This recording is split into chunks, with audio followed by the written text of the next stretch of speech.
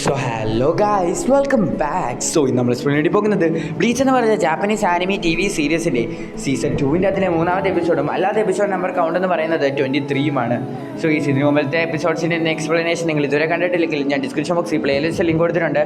നിങ്ങൾ ജസ്റ്റ് ഒന്ന് പോയി ചെക്ക് ചെയ്ത് നോക്കുക. അതുപോലെ തന്നെ നമ്മുടെ ചാനൽ ആദ്യമായിട്ട് കാണുന്നവരാണ് നിങ്ങളെങ്കിൽ ജസ്റ്റ് ഒന്ന് സബ്സ്ക്രൈബ് ചെയ്തേക്കുക. അതുപോലെ വീഡിയോ ലൈക്ക് തന്നേക്ക്. നമുക്ക് നേരെ എക്സ്പ്ലനേഷനിലേക്ക് പോകാം. എപ്പിസോഡ് തുറക്കുന്നതന്നെ യോറിച്ചി പറഞ്ഞ കുക്കാക്കു ഷിബുവിനെ കാണാൻ വേണ്ടി അവരെല്ലാവരും ഒരുങ്ങും. നമ്മുടെ ഇച്ചിഗോ ആണെങ്കിൽ അവരോട് പോകാൻ വേണ്ടി സമ്മതിക്കുന്നത്. കാരണം എന്താണെന്ന് ചോദിച്ചപ്പോൾ നമ്മുടെ ഇച്ചിഗോ പറയുകയാണ്, ആ നേരത്തെ വന്ന ഗാച്ചു ഉണ്ടല്ലോ, ഞാനിപ്പോൾ ഈ വില്ലേജിൽ നിന്ന് പോയാമെന്ന് വിചാരിക്കും, ഞാൻ അവനെ പേടിച്ച് പോയതാണെന്ന്, അതുകൊണ്ട് ഞാനിപ്പോൾ വരുന്നത്. ഇഷിത ഒരുപാടധികം കാര്യങ്ങൾ അവനോട് പറയുന്നുണ്ടെങ്കിൽ പോലും അവൻ അതിനൊന്നും സമ്മതിക്കുന്നില്ല. അവസരം നമ്മുടെ ഇഷിത അവനെ വലിച്ചുകൊണ്ട് പോകാൻ വേണ്ടി വരെ ശ്രമിക്കാൻ നമ്മുടെ ഇച്ചിഗോ ആണെങ്കിൽ അവിടെ നിന്ന് പിടിപെടുന്നില്ല, ഒട്ടും സമ്മതിക്കുന്നില്ല. ഇതേ സമയം തന്നെ നമ്മുടെ യോറിച്ചി വന്നിട്ട് നമ്മുടെ ഇച്ചിഗോന്റെ മുഖത്ത് വന്നിട്ട് ആന്തുകയാണ്.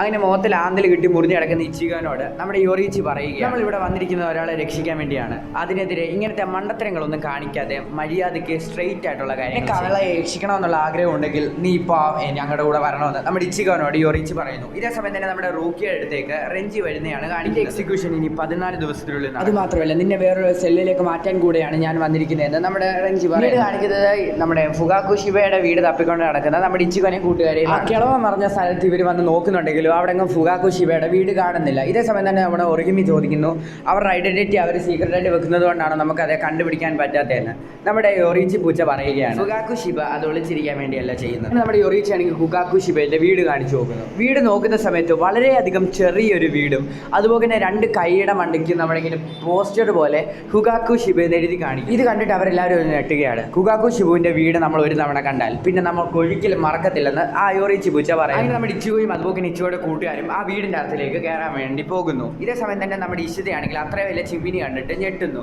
ഈ വീടിന് എന്തിനാണ് ഇത്രയും വലിയ ചിമ്മിനി? അത് മാത്രമല്ല ആ ചിമ്മിനി അടച്ചു വെച്ചിരിക്കുന്നത് നമ്മുടെ ഇഷിത ശ്രദ്ധിക്കും. അങ്ങനെ അവർ അടുത്തെത്തിയ സമയത്ത് തന്നെ ആ കൈയുടെ മണ്ടയ്ക്ക് നിന്ന് 2 പേര് ചാടി വന്നിട്ട് അവരെ തടയുകയാണ്. നമ്മുടെ യൊറോച്ചി പൂച്ചനെ കണ്ടുടനെ തന്നെ അവർക്ക് മനസ്സിലാക്കിയാണ് ഇവർ കുഴപ്പക്കാരൊന്നും അല്ല. അവിടെ നിന്നത്തിൽ ഒരാളാണെങ്കിൽ അവരെ ഫുഗാക്കു ഷിബയുടെ അടുത്തേക്ക് കൊണ്ടുവരുന്നു. അങ്ങനെ അവരെ കണ്ടപ്പോഴാണ് അവർക്ക് മനസ്സിലാക്കിയത് കുഗാക്കു ഷിബ എന്ന് പറയുന്നത് ഒരു പെണ്ണായിരുന്നു എന്നുള്ളൊരു കാര്യം. കണ്ടിട്ട് അവരെല്ലാവരും വളരെയധികം രീതിയിൽ ഞെട്ടുകയാണ്. ഇതൊരു പെണ്ണായിരുന്നു. നിന്നെ കണ്ടിട്ട് കുറെ നാളായി നമ്മുടെ കുഗാക്കു ചോദിക്കുകയാണ്. ഇതേ സമയം തന്നെ നമ്മുടെ യൊറോച്ചി പറയുകയാണ്, ഞങ്ങൾക്ക് നിങ്ങളുടെ ഒരു സഹായം വേണം, അത് അപകടം പിടിച്ച പണിയാണോന്ന് നമ്മുടെ കുഗാക്കു ചോദിക്കും. നമ്മുടെ യൊറോച്ചി പറഞ്ഞത് കേട്ടുവാണെങ്കിൽ നമ്മുടെ കുഗാക്കു അങ്ങനാണോ, എന്നാൽ ഞാൻ ഫുൾ റെഡിയാണെന്ന് പറഞ്ഞുകൊണ്ട് നമ്മുടെ കുഗാക്കു അവിടെ നിന്ന് എഴുന്നേക്കുന്നു. പിന്നീട് കാണിക്കുന്നത് പിന്നീട് കാണിക്കുന്നത് നമ്മുടെ റൂക്കിയനെ പുതിയതായിട്ട് ജയിലിലോട്ട് കൊണ്ടുവന്നതാണ്. ജയിലിനകത്തിലേക്ക് കയറി പോകുന്നത് നമ്മുടെ റൂക്കിയനോട് റെഞ്ചി പറയുകയാണ്, നീ ആ ജനലിനകത്തിൽ കൂടെ കാണുന്ന ആ സ്ഥലം ഉണ്ടല്ലോ, അവിടെ വെച്ചാണ് നിന്നെ എക്സിക്യൂട്ട് ചെയ്യുന്നത്. ഇതേ സമയം തന്നെ അവളെ പ്രസിഡന്റിലോട്ട് കൊണ്ടുവന്ന അതിൽ ഒരാൾ പറയുകയാണ്, നീ ചെയ്ത പാവങ്ങൾക്ക് നീ പശ്ചാത്തപിക്കാൻ വേണ്ടി മാത്രമാണ് തന്നെയാണ് ഈ ജയിലിൽ വലിയ തെറ്റ് ചെയ്ത ആൾക്കാരെയൊക്കെ കൊണ്ടിടുന്നതെന്നും ആ ആള് പറയുന്നത് കേട്ടിട്ട് നമ്മുടെ റൂക്കിയാണെങ്കിൽ വളരെയധികം വിഷമത്തോടെ നിൽക്കുകയാണ്. എന്നാൽ അതൊന്ന് പുറത്ത് കാണിക്കും. അങ്ങനെ അവരെല്ലാവരും തിരിച്ചു പോകുന്ന സമയത്ത് തന്നെ റൂക്കിയടി നിപ്പ് കണ്ടത് നമ്മുടെ റെഞ്ചി ആണെങ്കിൽ അവളുടെ ചെവി പോയിട്ട് ഒരു കാര്യം പറയുകയാണ്. കുറച്ച് പേർ സോൾ സൊസൈറ്റിയിലേക്ക് നൊടിഞ്ഞു കയറാൻ വേണ്ടി ശ്രമിച്ചായിരുന്നു. അതിലൊരു ഓറഞ്ച് കളർ മുടിയുള്ളവനും വലിയൊരു സൺപത്തുള്ളവനെയും ഞാൻ അത് പറഞ്ഞത് കേട്ടുകൊണ്ട് തന്നെ നമ്മുടെ റൂക്കി അവിടെ വെച്ച് അങ്ങ് ഞെട്ടുകയാണ്. പിന്നീട് കാണിക്കുന്നത് കുഗാക്കുനോട് എല്ലാ കാര്യങ്ങളും ഇവരെ എക്സ്പ്ലെയിൻ ചെയ്യുകയാണ്. ഉരഹര വരെ ഈ കാര്യത്തിൻ്റെ അതിൽ ഇടപെട്ടിട്ടുണ്ട്, അതുകൊണ്ട് തന്നെ ഞാൻ നിങ്ങളെ ഉറപ്പായിട്ടും ഞാൻ ഹെൽപ്പ് ചെയ്തു. ഇതേ സമയം തന്നെ ഇവിടുത്തെ കാര്യങ്ങളൊക്കെ നോക്കി നടത്താൻ ഇവരെ നമ്മളെ ഒന്ന് ലീഡ് ചെയ്യാൻ വേണ്ടി ഒരാളെ അങ്ങോട്ട് വിളിക്കുകയാണ്. നമ്മുടെ കുഗാക്കുവിൻ്റെ കുഞ്ഞനിയനായിട്ടുള്ള ഒരാളെയാണ് വിളിക്കുന്നത്. ഇയാളെ കണ്ടുടനെ തന്നെ നമ്മുടെ ഇച്ചുകോയി കൂട്ടുകാരൻ ഞെട്ടുകയാണ്. കാരണം ഇയാളായിരുന്നു ഇന്നലെ വന്ന ഗാച്ചു എന്ന് പറഞ്ഞ വ്യക്തിനോട് റൂക്കിയോട് കാര്യങ്ങളൊക്കെ പറഞ്ഞിട്ട് തിരിച്ചു കിടക്കുന്നത് നമ്മുടെ റെഞ്ചി മനസ്സിൽ വിചാരിക്കുകയാണ്. ഇത്ര നാളും വളരെയധികം നിരാശയായിട്ട് നിന്ന റൂക്കി ആണെങ്കിൽ അവരുടെ കാര്യം പറഞ്ഞപ്പോഴാണ് കുഴൽച്ചെങ്കിലും ഉണർന്നത്. എന്നാലും അവരെ നേരിടാൻ വേണ്ടി പോയത് ക്യാപ്റ്റൻ ഇച്ചിമാറു ആയതുകൊണ്ട് തന്നെയാൽ അവരെല്ലാവരും ഇപ്പോൾ മരിച്ചു നമ്മുടെ റെഞ്ചി മനസ്സിൽ വിചാരിക്കുകയാണ്. എന്നാൽ പെട്ടെന്ന് തന്നെ നമ്മുടെ റെഞ്ചിനെ അപ്പുറത്ത് നിന്ന് ഒരാൾ വിളിക്കുന്നു. അത് 5th ഡിവിഷൻ ക്യാപ്റ്റനായിട്ടുള്ള സോസുക്കി ഐസൺ ആയിരുന്നു. നമ്മുടെ സോസുക്കി ഐസൺ ഇവിടെ നടന്ന കാര്യങ്ങളെ കുറിച്ചൊക്കെ നമ്മുടെ റെഞ്ചിനോട് ചോദിക്കും. പിന്നെ നമ്മുടെ റെഞ്ചി എന്തിനാണ് എന്നെ വിളിച്ചതെന്ന് ചോദിച്ച സമയത്ത് തന്നെ നമ്മുടെ ഐസൺ കാര്യം പറയുന്നു, നിനക്ക് ഇപ്പോഴും റൂക്കിയോട് അടുപ്പം. കേട്ടിട്ട് നമ്മുടെ റെഞ്ചി ഞെട്ടുകയാണ്. അവർ കുട്ടിക്കാലത്ത് വളരെയധികം സുഹൃത്തുക്കളാണെന്ന് നമ്മുടെ ഐസൺ അറിയാം. ഇതിനുശേഷം നമ്മുടെ ഐസൺ ചോദിക്കുകയാണ്, റൂക്കിയെ ശരിക്കും മരണം അംഗീകരിക്കുന്നു? ഉത്തരം പറയണമെന്ന് നമ്മുടെ റെഞ്ചിക്ക് അറിയത്തില്ല. അത് മാത്രമല്ല വളരെയധികം കൺഫ്യൂഷൻ ആക്കുന്ന ഒരു ചോദ്യമാണ് ഇങ്ങനെ ചോദിച്ചത്. ഐസൺ പറയുകയാണ്, ചെയ്തത് വലിയൊരു തെറ്റാണെങ്കിൽ പോലും അതിനുശേഷം നടക്കുന്ന കാര്യങ്ങളൊക്കെ എനിക്ക് വളരെയധികം വിചിത്രമായിട്ടാണ് തോന്നുന്നത്. ഇത് കേട്ടിട്ട് നമ്മുടെ റെഞ്ചിക്ക് ഒന്നും മനസ്സിലാകുന്നില്ല. പിന്നെയും ഐസൺ പറയും, കാരണം റൂക്കിയെ തിരികെ കൊണ്ടുവരാൻ വേണ്ടി ഒരുപാടധികം ഉത്തരവിടും. വിചാരണക്കാലം 25 ദിവസത്തേക്ക് ചുരുക്കുന്നു. അതുമാത്രമല്ല ഒരു ക്യാപ്റ്റൻ പോലും അല്ലാത്ത അവളെ സോക്കിക്കൂമി ഉപയോഗിച്ച് കൊല്ലുന്നു.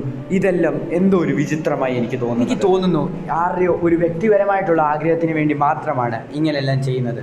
ഇതെല്ലാം കേട്ടിട്ട് നമ്മുടെ റെഞ്ചിക്ക് വിശ്വസിക്കാൻ പോലും പറ്റുന്നില്ല. ഇതെല്ലാം നമ്മുടെ ഇച്ചിമാറും അവിടെ നിന്ന് ഒളിഞ്ഞിരുന്ന് കേൾക്കുകയായിരുന്നു. പെട്ടെന്ന് തന്നെ എല്ലാ സ്ക്വാഡിന്റെ ക്യാപ്റ്റനെയും ഒരു മീറ്റിങ്ങിന് വേണ്ടി വിളിക്കുന്നു. പിന്നീട് കാണിക്കുന്നത് നമ്മുടെ ഇച്ചിഗോയും അതുപോലെ തന്നെ ഗാച്ചുവും തമ്മിലുള്ള ഫൈറ്റ് ആണ്. അവർ ഫൈറ്റ് ചെയ്യുന്നത് ആദ്യമൊക്കെ നമ്മുടെ കുഗാക്കു ക്ഷമിക്കുന്നുണ്ടെങ്കിൽ പോലും നമ്മുടെ കുഗാക്കുവിന്റെ കയ്യിലിരിക്കുന്ന ബീഡി പോലത്തെ സാധനം പൊട്ടിച്ചു കഴിഞ്ഞാൽ ഉടനെ കുഗാക്കുവിന് വളരെയധികം ദേഷ്യം വന്നിട്ട് നമ്മുടെ കുഗാക്കു ഒരു തീ പോലത്തെ എന്തോ ഒരു സാധനം അവിടെ പൊട്ടിത്തെറിപ്പിക്കുന്നു. അപ്പോഴാണ് നമ്മുടെ സാധോയ്ക്ക് മനസ്സിലാക്കുന്നത് ഇവർ എന്തുകൊണ്ടാണ് ഇങ്ങനെ വീട് മാറിക്കൊണ്ടിരിക്കുന്നത് എന്നുള്ള കാര്യം. അങ്ങനെ നമ്മുടെ ഇച്ചിഗോയ്ക്ക് മനസ്സിലാക്കിയാണ് ഇവളൊരു പ്രാന്തിയാണെന്നും അതുപോലെ തന്നെ ഇവൻ ഒരു പൊട്ടനാണ്, എന്റെ വീടാണ്, അതുകൊണ്ട് തന്നെ ഞാൻ ഇവിടെ ഇഷ്ടമുള്ളതുപോലെ ചെയ്യുമെന്ന് നമ്മുടെ കുഗാക്കു ഇച്ചിഗോന്റെ അടുത്ത് വന്ന് പറയും. ഇപ്പോൾ ഇഷ്ടപ്പെട്ടിട്ടില്ലെങ്കിൽ നിനക്ക് ഉറപ്പായിട്ട് ഇവിടുന്ന് ഇറങ്ങിപ്പോകാമെന്ന്. എന്നാൽ ഇതൊന്നും കേട്ടിട്ട് നമ്മുടെ ഇച്ചിഗോ തിരിച്ചൊന്നും പറയുന്നില്ല, വളരെയധികം ശാന്തനായിട്ട് നിൽക്കുകയാണ്. വളരെയധികം ദേഷ്യം വന്നാൽ നമ്മുടെ കുഗാക്കു ആണെങ്കിൽ അവരെല്ലാവരും കൂടെ കൂട്ടി വേറെ ഏതോ ഒരു സ്ഥലത്തേക്ക് കൊണ്ടുപോകുന്നു. അങ്ങനെ ആ സ്ഥലത്തെത്തി നോക്കുന്ന സമയത്ത് വളരെയധികം ഹൈറ്റ് ഉള്ള എന്തൊരു ഗോപുരം പോലത്തെ ഒരു സാധനം അവർ ഇതിലൂടെ നിങ്ങളെ ആകാശത്തിലേക്ക് പരത്തിയിട്ട് ഞാൻ നിങ്ങളെ സോൾ സൊസൈറ്റിയിലേക്ക് അയക്കുമെന്ന് നമ്മുടെ കുഗാക്കു പറയുന്നു. ഇവർ പറയുന്നത് കേട്ടുകൊണ്ട് തന്നെ അവരെല്ലാവരും വളരെയധികം ഞെട്ടി നിൽക്കുകയാണ്.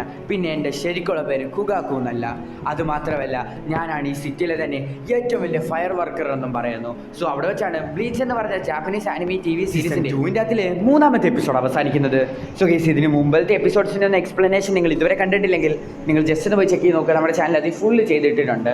സോ ഈ നമ്മുടെ ചാനൽ ആദ്യമായിട്ട് കാണുന്ന ഒരാളാണ് നിങ്ങൾ ജസ്റ്റ് സബ്സ്ക്രൈബ് ചെയ്തേക്കുക, അതുപോലെ വീഡിയോയിലേക്ക് വന്നേക്കുക. സോ നിങ്ങൾ എല്ലാവരും നല്ല രീതിയിൽ തന്നെ വീഡിയോസിനൊക്കെ സപ്പോർട്ട് ചെയ്യുന്നുണ്ട്, എല്ലാവർക്കും താങ്ക് യു. ഞാൻ ഇന്ന് 3 വീഡിയോ ഇടണമെന്നാണ് പ്ലാൻ ചെയ്തിരിക്കുന്നത്. നെറ്റ് പരമായിട്ട് എന്തെങ്കിലും ഇഷ്യൂസ് വന്നാൽ എനിക്ക് ഒരു വീഡിയോ അപ്ലോഡ് ചെയ്യാൻ പറ്റുന്നില്ലായിരിക്കും. ഞാൻ എന്തുവാണെങ്കിലും എന്നെ കൊണ്ട് പറ്റുന്നത്രയും ഞാൻ ശ്രമിക്കുന്നതായിരിക്കും. സോ ഈ അടുത്ത ദിവസം അടുത്തൊരു വീഡിയോ ആയിട്ട് വരാം, അല്ലെങ്കിൽ ഈ ദിവസം തന്നെ അടുത്തൊരു എപ്പിസോഡായിട്ട് വരാം. Tata bye.